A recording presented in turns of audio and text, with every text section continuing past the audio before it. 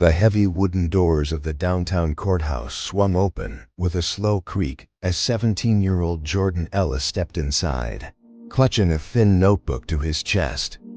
He wore a simple gray hoodie, dark jeans, and sneakers, the uniform of a high school senior, not the polished suit of a budding attorney. To most of the lawyers bustling past, he looked like someone's bored little brother tagging along. But Jordan wasn't here to watch idly. He was here to learn, observe, and if he got the chance, prove himself. Jordan had always been drawn to the law. Debate team champion, insatiable reader of court opinions, he'd convinced a local defense attorney, Melissa Grant, to let him shadow her for his senior project. Today's case, a high-stakes fraud trial, was supposed to be a routine observation. Instead, it became the test of everything he'd studied. Inside courtroom 4B, the air smelled faintly of varnish and tension. At the bench sat Judge Arthur Calloway, a silver-haired figure known for sharp wit and a short fuse. He glanced at Jordan as Melissa introduced her student intern, then offered a thin, dismissive smile. "Just don't get in the way, kid," he said, his voice carrying enough for the gallery to hear. A ripple of quiet laughter followed. Jordan felt heat rise in his cheeks but said nothing, taking a seat behind Melissa with his notebook open. The case centered on Patricia "Pat" Lopez, owner of a neighborhood grocery accused of falsifying loan documents to secure a small business grant.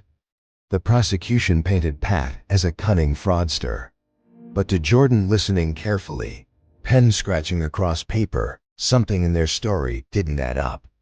Dates on the loan forms seemed inconsistent.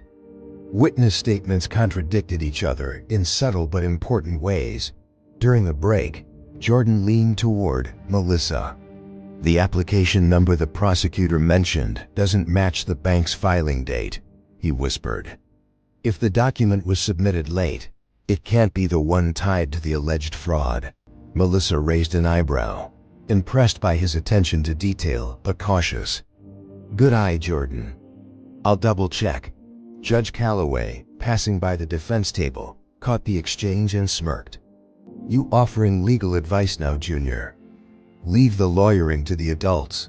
His words, laced with condescension, earned a chuckle from the bailiff. Jordan forced a polite smile but kept his thoughts to himself.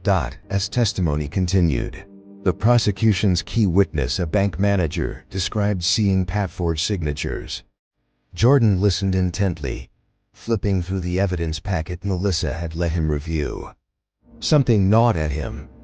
The witness mentioned a conversation on April 10th, yet the bank security footage from that day, which Jordan had skimmed earlier, showed the manager on vacation. He quickly jotted a note and slid it to Melissa. "Check witness vacation records, April 10th conflict." Melissa's eyes widened. During cross-examination, she asked, "Mr. Harrington, isn't it true you were on a family trip to Florida that entire week?" The man hesitated, stammering. The courtroom buzzed.